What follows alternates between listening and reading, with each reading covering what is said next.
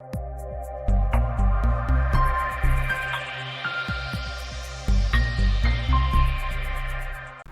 everyone, welcome to Analog IAS Current Affair Analysis for 13 June 2020, and these are the article topics that we will be dealing today.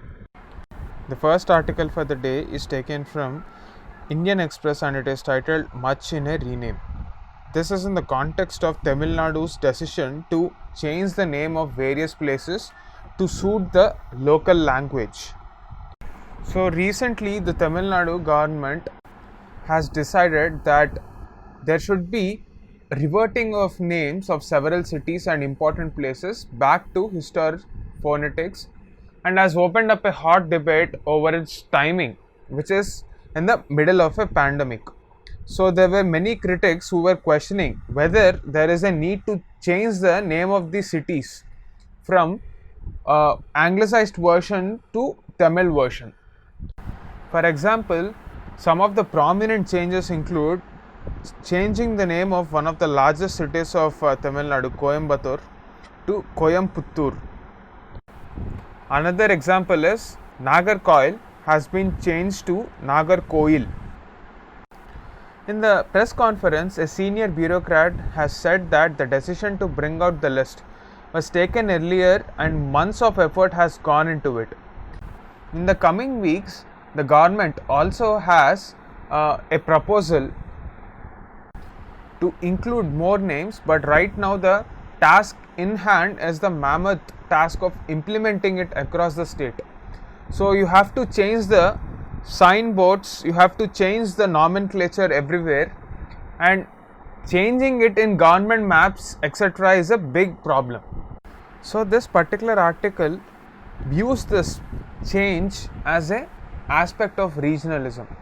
Now we all know that regionalism has always remained perhaps the most important forces in Indian politics ever since our independence in 1947.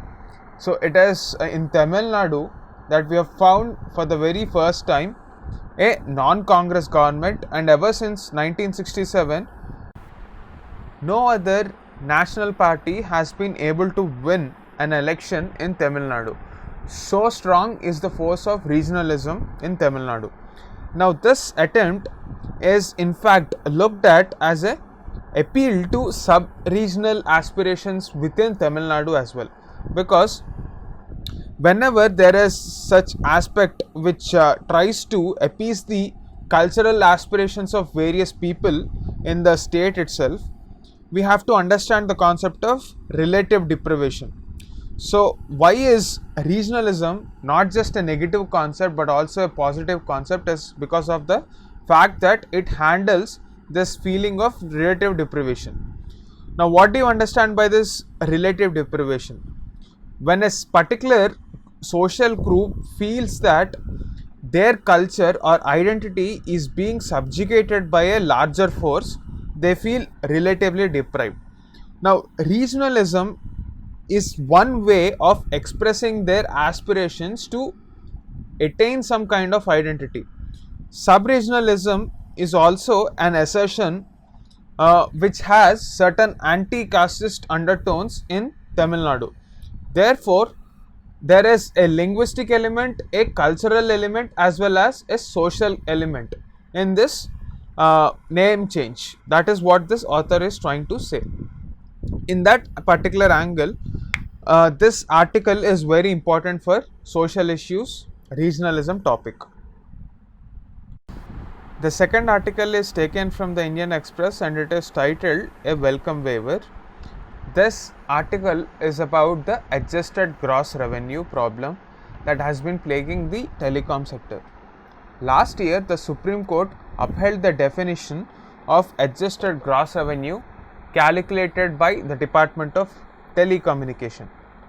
So the order by the Supreme Court meant that the telecom companies will have to immediately pay 1.47 lakh crores to the government. So what exactly is this adjusted gross revenue? So adjusted gross revenue is the usage and license fee that telecom operators are charged by the Department of Telecommunication. Now it is divided into spectrum usage charges and licensing fee. So this is pegged somewhere between 3 to 5% and 8% respectively.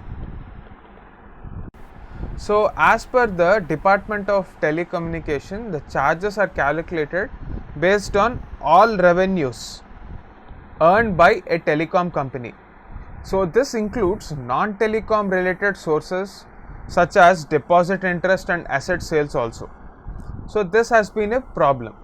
Telecompanies on their part insist that this definition should comprise only the revenues generated from telecom services and not other services. So in 2005, Cellular Operators Association of India challenged this government's decision of AGR. So this is not a new case, but it is pending since last 15 years. Later in 2015, the Telecom Dispute Settlement Appellate Authority or Tribunal said that AGR included all receipts except capital and revenue from non-core. Now this is the main point, revenue from non-core sources such as rent, profit on the sale of fixed assets, dividend, interest and all such non-core activities. That is everything apart from telecom resources. So the regulator had also included forex adjustment under this AGR part. Also there was a ruling that license fee will not be charged twice on the same income. However, it exempted bad debt. So foreign exchange fluctuations, sale of scrap to the other companies, all these are also to be calculated as a part of AGR. So this has caused a problem. The government also raised the issue of under-reporting of revenues to escape some charges. There was also a CAG report which called out telecompanies for understating revenues to the tune of nearly 62,000 crores. So upon appeal, the Department of Telecommunication filed an appeal before the Supreme Court, citing that the TDSAT ruling had no jurisdiction on the validity of terms and conditions of licenses. So where does the government stand at this point of time in this entire story? So the payout by telecom and non-telecom companies is likely to lead to windfall gains for central government. So this will help them create some sort of avenue to fill the present fiscal deficit in dealing with the COVID crisis. At the same time, however, the government will be under pressure to ensure that the telecom market does not turn into a duopoly. That is, right now we have only Jio and every other telecom company. Citing this judgment from Supreme Court which upheld AGR definition, the central government has issued notices to many non-telecom public sector companies demanding payment. However, upon reaching the Supreme Court for a clarification and in a major relief for the non-telecom public sector companies, Supreme Court said that Department of Telecommunication has been misusing its judgment. It clearly laid down that AGR definition is applicable only to telecompanies or telecom companies but not other PSUs.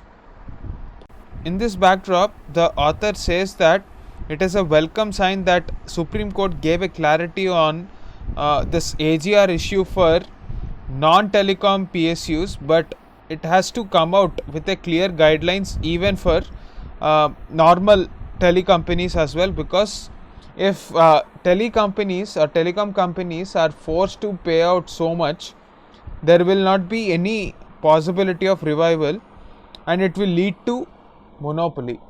Therefore, the government must reconsider its decision. That is the gist of this article. Thank you.